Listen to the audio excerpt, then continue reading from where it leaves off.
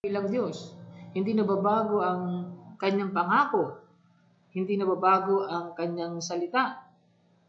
Pero doon po sa ang nangyayari nga lamang dahil doon sa merong certain aspect ng Diyos ang hindi nababago. Sa iba ay lahat halos ng aspeto ng Diyos ay hindi nababago.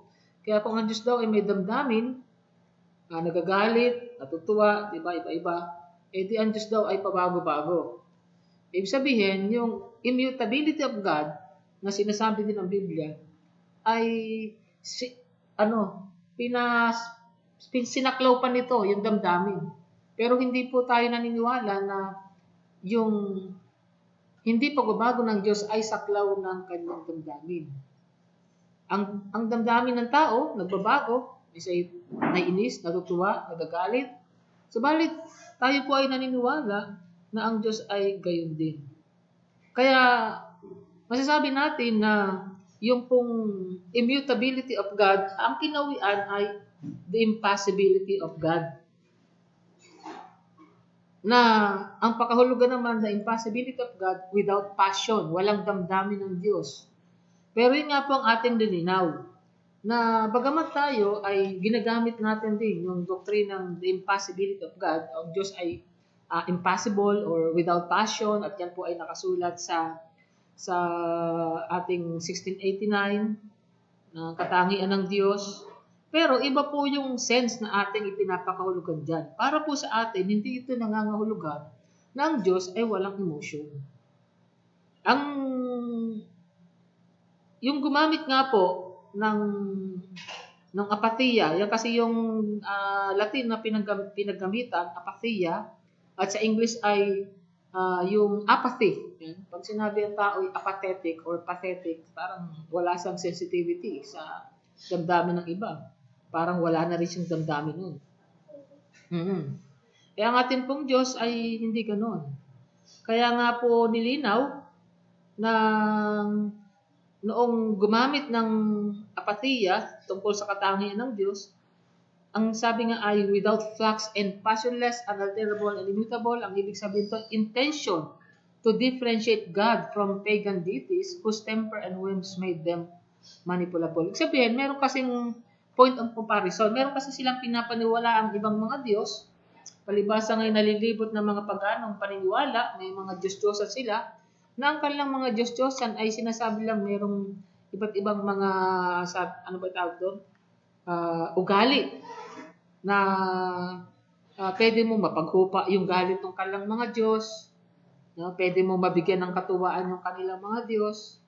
Ganun po yung ang Diyos ay hindi gano'n na parang pwede siyang maapektuhan, pwede siyang makontrol. Yung kanyang damdamin ay pwedeng makontrol ng tao. Hindi po gano'n. Sa mga pagan deities, ang kanilang paniniwala, kaya nilang makontrol yung damdamin ng kanilang mga Diyos. Kaya ang Diyos po hindi gano'n. Kaya ginamit yung salitang impossible. Ang Diyos ay impossible. In contrast sa doon nga sa mga pagan deities o sa mga Diyos-Diyosan ng mga pagano. Pero, in itself, yung impossibility sa kanyang sariling limitado at technical na kahulugan, hindi po ganun ang Diyos. An attribute meant to deny lack of self-control, not lack of emotion. Yun po ang dapat nating matandaan, na ang Diyos, of course, meron siyang self-control. Hindi kagaya ng mga Diyos-Diyos ang pinaniniwalaan, hindi naman talaga totoo. Kaya nangyari nga, yung sinasabi ko sa inyo kanina, nahulog ito sa a God without emotion or passion except by figurative language and sense. So para sa kanila, pag nakakabasa na sa Biblia ng mga emosyon ng Diyos, ayun, sasabihin ito ay lamang, figurative lamang ito. Ito ay, meron silang klase ng tawag sa figuratibong yun. Ang tawag lang doon ay kasi yung anthropopathism yan. Anthropopathism. Meaning, para lang daw maintindihan natin ang Diyos, ginagamitan ng mga damdaming pantao. Hindi po tayo sumasang-ayon doon. Kasi, ang sa atin ay hindi tayo papayag doon sa ganung pangimilosopiya kasi philosophy na yun Kasi labas na doon sa Biblia. Sa atin, sa pailalim tayo doon sa biblical control. Meaning, kung ano sinasabi ng Biblia, napakarami sinasabi ng Biblia. Hindi mo na mabilang tungkol sa damdamin ng Diyos. Pagkatapos sasabihin mo, lahat yun, anthropopathism lamang. Parang niwalan mo na ng saysay ang mga talata ng Biblia tungkol sa bagay na yun. And of course, doon sa Christological control, yan naman ay patungkol sa ating Panginoon Kristo na alam natin na ang Panginoon Kristo siya yung mismong eksaktong larawan ng Diyos. Ang ating Panginoon Kristo, punong-puno ng damdamin. So, dalawa yung ating pinagbabatayan. Na naniniwala tayo na yung impassibility of God ay hindi ito humahantong sa kawalang damdamin ng Diyos. Naniniwala tayo na ang Diyos ay may damdamin ayon sa biblical and Christological approach. Ang Panginoon Kristo, siya yung salita ng Diyos. He is His form, image, glory. At ang makita ng Panginoon Kristo ay ang makita ng Ama. Ito yung malawakang kinalimutan ng mga mag-aaral ng Biblia. At of course, sure tayo na ito yung pinakadakilang nag-iisang katotohanan tungkol sa pangkristyanong kapahayagan ng Diyos. Ngayon, ito'y pag-re-reveal lang dahil ito nga ay napag-aral natin makaraan, pero kinakailangan balikan natin yan para magkaroon ng connection dito sa ating biblical concept. So, in what sense God cannot suffer? God cannot suffer physically because He does not have a human body. As a spirit, kasi usually pag maraming banggit sa God, ito ay tumutukoy sa Father. Parang yun na yung parang sa Biblia, parang yun yung magiging distinction. Pag God, tumutukoy sa Father. Yung Holy Spirit, Diyos din yun. Pero yung salitang Diyos, na capital G, ginagamit sa parang kanyang identification among the three persons of the Godhead. Kaya, pag sinabi natin God cannot suffer physically, tumutukoy tayo doon sa Ama. Hindi doon sa Godhead. God cannot lose His self-control. Ang Diyos ay hindi kagaya ng tao na parang nabibigla. Ang tao nabibigla. Ang Diyos hindi.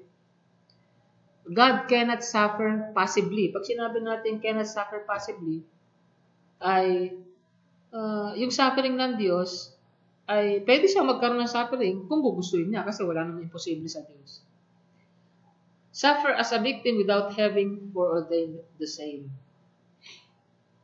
Ngayon, ang practical application nito ay the Christian must have a more God-oriented outlook on suffering. Kasi ito tatalakayin din natin sa susunod na lecture natin na ang Diyos nag-suffer. Pero mga theologians na mga kilalang ilan, hindi sila naniniwala na ang Diyos nag-suffer or the suffering God. Para sa kanila, it's a no-no. Meron tayong doktrina na God suffers pero hindi passive, kundi active. At yan ay tatalakayin natin sa susunod na paksain natin. Kaya talo tayo dito sa biblical concept. A God with emotivity. Ang Diyos na mayroong taglay na damdamin. Pag sinabing emotivity, the capacity to exercise and express personal emotions. Ang Diyos natin ay isang personahe. He is a person. In fact, He is the first person of the three persons among the Trinity sa Godhead. At maaaring yung iba kasi nasabi lang walang emotion kasi ang Diyos, wala naman siyang siya naman espiritu Hindi siya naisip lang emotion doon lamang sa katawan. Pero sa Biblia, kahit yung emotion, pinapakita na kahit yung kahit na yung espiritu, meron din namang emotion. At meron ibinigay na mga example sa atin. Yung una, yung 1 Samuel 1:15.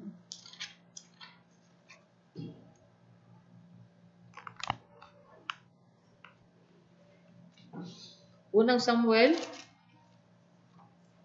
1:15.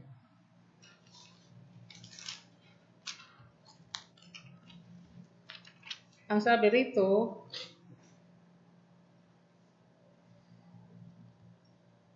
sumagot si Hana, hindi po ako lasing at hindi po ako nakainom ng kahit anong klase ng inumin. Ibinubuhos ko lang po sa Diyos ang paghihirap na aking nararamdaman. Ngayon, sa ibang salin, ano po dyan, English ang Bible or iba ang pagkakasulat? Oo. Ano pagkasulat po? Hannah answered, "No, my Lord, I am a woman troubled in spirit. Yon. I have drunk Yan. neither wine nor strong drink, but I have been pouring out my soul before the Lord." So, ginamit niya spirit, no? Spirit and soul. So, yung kanya espiritu. Okay. Kasi, ang mga kapatid, ang emotion, ito po ay nakakabit sa espiritu, hindi po ito nakakabit sa flesh. Parang, tingnan mo yung meron kasing, yung zombie. Alam nyo, yung zombie, di ba sa pelikula lang natin na napapanood, At sinasabi natin, hindi naman totoo kasi, yan. Pero meron po kasing klase ng virus na, ang tao ay ginagawa nitong zombie-like. So, doon ay, ang katawan, wala po yung kung sa sarili nito, wala po yung emotion. Ang emotion po ay nanggagaling sa espiritu. So, tingnan po natin yung Job, yung aklat ni Job sa kabanata 38:7.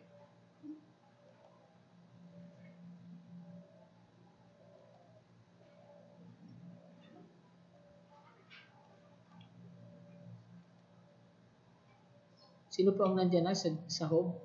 Job 38:7.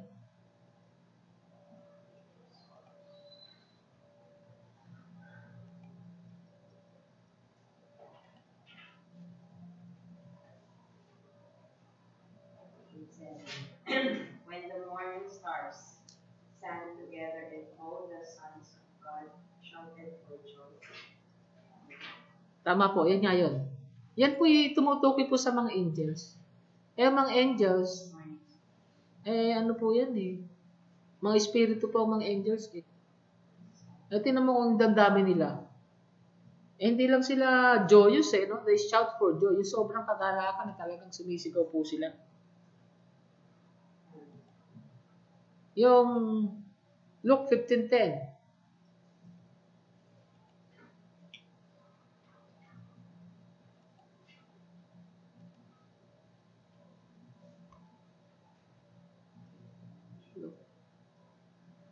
Yan, yung pala natin to, na napaksana natin to sa pangaral. Nasabi rito, "Likewise, I say unto you, there is joy in the presence of the angels of God over one sinner's that repents." The full range of emotion is attribute to God. Anger, jealousy, having no pleasure, as the death of the wicked. So, 3 talata po yan na tumutukoy sa Panginoong Diyos. Ng kanyang galit, ng kanyang panibugho, at ng kanyang, hindi siya nagagalak o hindi siya natutuwa o hindi damdamin din yun. Sa kamatayan ng mga masama. And in fact, di ba doon sa 10 utos, kaya ang Diyos ay nagbabawal na gumawa ng mga larawan at i-represent siya ng mga larawan. Kaya ayaw na, di ba sabi niya, ako'y mapanibughoing Diyos. For I am a jealous God. Mismo yung reason kung yan ay, sabi natin figurative, ipapalit mo dyan. Di ba? Yun ang doon. Wala kang ipapalit kung yan ay hindi literal. Anong kahulugan niya sa literal kung ang Diyos ay mapanibughoing Diyos? Divine pity. So, meron siyang makalangit na pagkahabag. God is emotionally affected by occurrences outside Himself, especially by the misery of human and His covenant people. Ang Diyos ay naapektuhan ng nangyayari sa kanyang mga hinirang. At tingnan natin yung Psalms 145 verse 8. Psalms 145. Psalms 145 verse 8.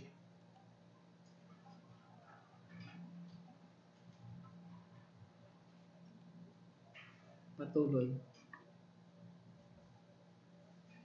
Ayan, no? Napaka-descriptive. At yung description ng Diyos ay puro tungkol sa kanyang emotion eh. The Lord is gracious and full of compassion. Ito na itong talatang ito, ano na eh, wasak na yung maling paniniwalang walang emotion ng Diyos eh. Diba? The Lord is gracious and full of compassion. Hindi lang compassion eh, full of compassion. Slow to anger and of great mercy. Sa 9, the Lord is good to all, and His tender mercies are over all His works. Yan. Kaya mahirap iliteral yan kasi mahirap sabihin figurative yan kasi pag iniliteral mo yan, wala ka nang pwede ipalit yan kasi napaka-literal na yan eh. So marami pa. And itong pangatlo, yung biblical concept ng emotivity ng Diyos sa cross ng ating Panginoon Kristo. Because the cross has an emotive element in both the Father and the Son. The primary dimension of the cross is the objective and legal aspect of satisfaction of wrath and law. Kasi tinuturo natin, alam mo ba, kahit yung mga theologians, mga pastor karamihan dyan eh, na sila ay para sa kanila walang emotion ng Diyos. Pero, at narinig ko na, yung nagtuturo na ang Diyos ay walang emotion. Narinig ko na siyang, isa sa kanila, narinig ko nung nangaral. Patungkol sa krus ni Kristo. Alam mo, ang sabi na tungkol sa krus ni Kristo, na ayun, sa pinapaglubag or pinapaghupa yung puot ng Diyos. Yung puot ng Diyos sa sangkatauhan ay napaghupa ng ang puot niya ay idinako, itinuon sa ating Panginoon sa Kristo. No, siya ay napako sa krus. Pag nawala ng emosyon ng Diyos, paano pa ipapangaral yung krus ni Kristo? The subjective aspect of the cross is present on the part of God's giving of His Son and the Son's giving of Himself to God or to death. So maraming talata dyan, din na natin bubuksan yan para nala sa inyong personal devotions or reflection. So, the risen Christ or rises Christ, yung ginamit talaga rito. Risen Christ yan yung kamali lang ako ng type.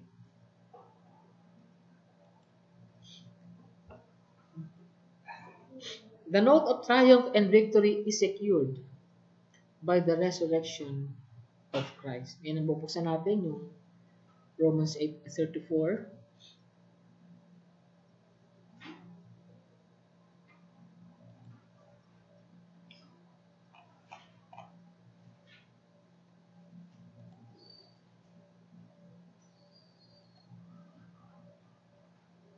Ano ang nakasulat dyan?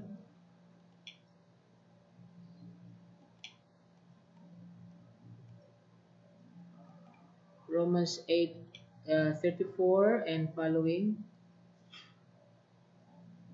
Who is to condemn? Christ Jesus is the one who died, more than that, who was raised, who is at the right hand of God, who indeed is interceding for us. Yeah. Verse. Hanggang 40. Who shall separate us from the love of Christ? Shall tribulation or distress or persecution or famine or nakedness or danger or sword? As it is written, for your sake we are being killed all the day long. We are regarded as sheep to be slaughtered. No, in all these things we are more than conquerors through Him who loved us. For I am sure that neither death, nor like not angels, nor rulers, nor things present, nor things to come, nor powers, nor height, nor depth, nor anything else in all creation will be able to separate us from the love of God in Christ Jesus our Lord. Ayan. Wala daw makapaghihiwalay sa atin sa pag-ibig ng Kristo, sa pag-ibig ng Diyos. No? Tumutukoy yan sa God's everlasting love. Ang pag-ibig ng Diyos ay hindi magmamaliw. Ano man ang, kung inibig ka ng Diyos minsan, hindi na makakawala yung pag-ibig na yun ng Diyos sa iyo. Kaya nga, inisa-isa rito ni Apostle Paul, yung posibleng iisipin ng tao na para hindi na siya ibigan ng Diyos o para mawala ng pag-ibig ng Diyos sa kanya. Halimbawa, yung mga pagsubok, siyempre, pag dumating yung pagsubok, tatalikuran ng Diyos. So, ayaw na rin siya ng Diyos. Hindi po ganun. May mga tao na kapag nakaranas ng persecution, tatalikod sa Diyos. Pag nakaranas ng mga kagutom, talikod na sa Diyos kasi sabihin nila, pinabayaan na sila ng Diyos. Ganun ang tao. Pero ang Diyos, sa ganung kalagayan niya, hindi siya iniiwan ng Diyos. Nandun pa rin ang pag-ibig ng Diyos doon sa mga ganung kalalagayan ng tao. Marahil iniisip ng tao, tinakwil na siya ng Diyos kaya niya naranasan yun. Pero hindi po yun ang dahilan. Yan ang gusto sabihin ni Apostle Paul na kahit na ang pakiramdam mo, iniiwan ka na ng Diyos, hindi ka na mahal ng Diyos dahil sa naranasan mo na yan, hindi yan. Mahal ka pa rin ng Diyos sapagkat ang pag-ibig ng Diyos is everlasting. Kaya nga sabi ni Paul, we are more than conquerors sa pamagitan niya na umibig sa atin. Kaya walang makapaghiwalay sa atin. Ito yung conclusion niya, no? Walang makapaghiwalay sa atin sa pag-ibig ng Diyos. Kahit pa yung masasabing pinakamakapangyarihan na nabubuhay. Sa lupa, of course, ang pinakamakapangyarihan ng Diyos. Pero yung sa masasabing umiiral among the creatures of God, yung pinakamakapangyarihan among the creatures of God, hindi nila kayang ihiwalay tayo sa Diyos. Kasi yung anghel, may mga kapangyarihan na. Hindi nila magagawang, at maaring yung mga demonyo, mga fallen angels, wala makapaghiwalay sa atin. Sapagkat tayo nasa ating Panginoon sa Kristo. So it's about emotion, di ba? Yung kaligtasan natin, yung ating salvation, it's about emotion. It's related to emotion. And the relations of God sustains, will have fit emotions those relations require. Tingnan natin ang Matthew 6:25.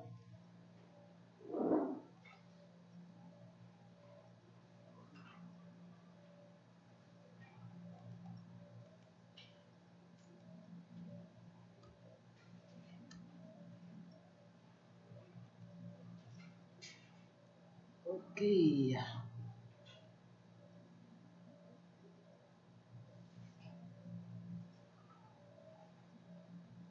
So dito na pinapakita sa talatang ito yung relasyon ng mananampalataya sa Panginoong Diyos.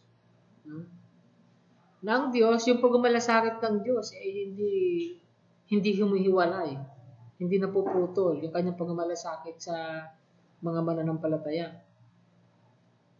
At binigyan nga ng halimbawa dito na kung nga yung mga creatures, Lisa, nakalak daw yung gate.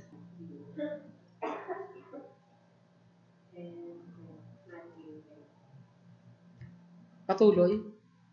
33. Opo. Yung context niya. Sige po. Are not two sparrows sold for a penny, and not one of them will fall to the ground apart from your Father. But even the hairs of your head are all numbered.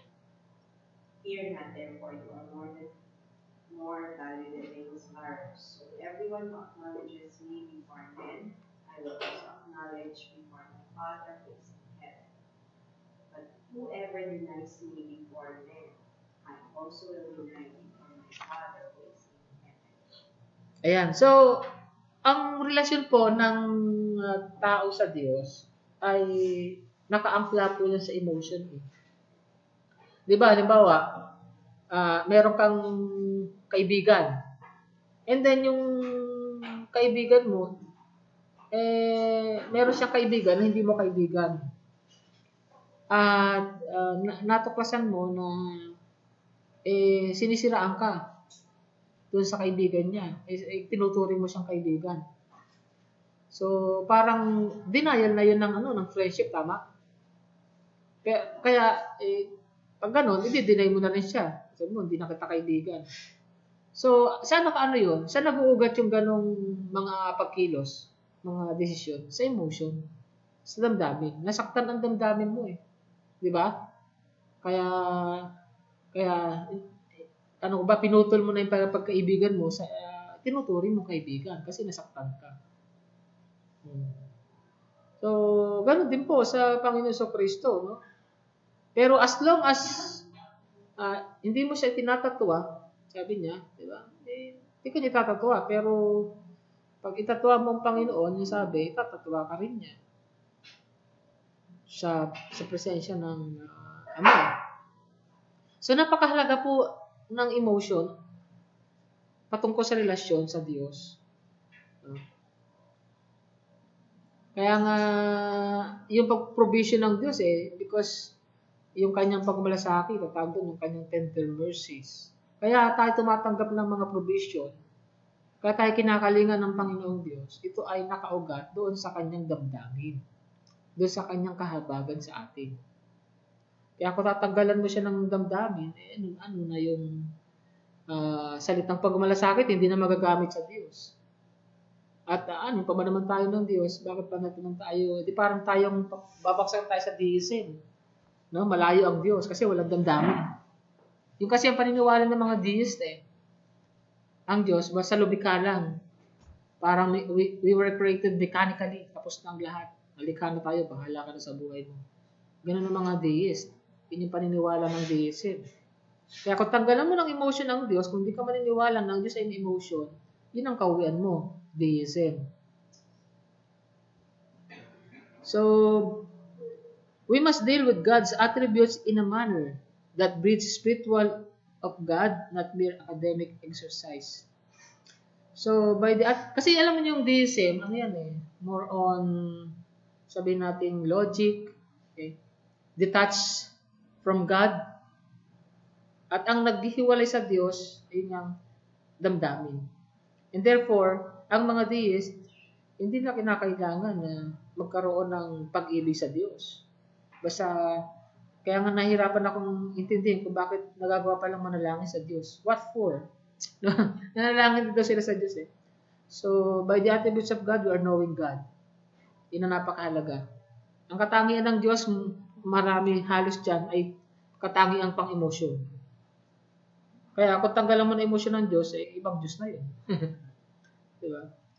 By concentrating on specific aspects of His divine being, we experience certain attributes more clearly at certain times. Tingnan niyo natin itong 1 John 3:1.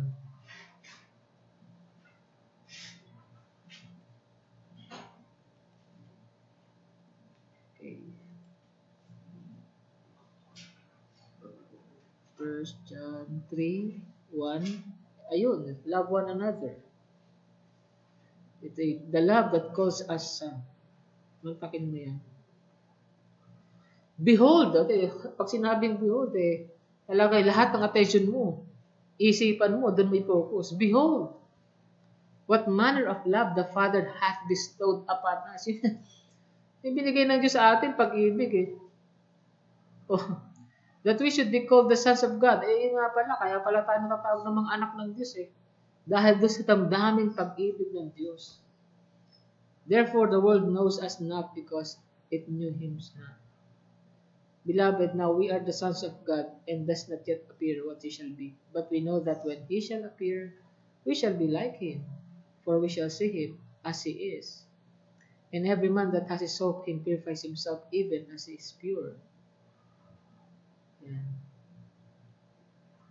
So, kaya dito pumasok yung pag-ibig natin sa isa't isa. Kasi yung pag-ibig natin sa isa't isa, i-pattern natin dun sa pag-ibig ng Diyos. Eh, paano kung hindi naman pala totoong emotion ng Diyos? O, edi, paano natin iibigin ng ating, kapwa? Di ba? So, kung hindi pala totoo, at yung pala figuratibo, hindi, pag-ibig natin sa kapwa natin, figuratibo rin. Ano ibig sabihin nun? Hypocritical. Di ba? Yeah? Hindi totoo eh. Hindi totoo yung pag-ibig natin sa kapwa kasi yung pag-ibig ng Diyos hindi rin totoo eh. Di ba? Hindi na nakikita yung napakatinding implikasyon sa kawalan ng emosyon ng Diyos.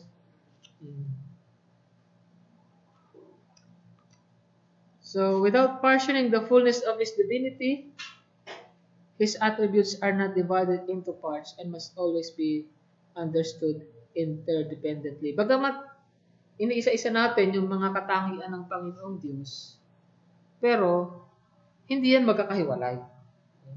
Kumbaga sa package, full pack yan. Lahat tinatanggap natin. So, diyan natin tinatapos ang ating maikling pag-aaral para sa mga ilang refleksyon ng bawat isa. Hold me close till I get up.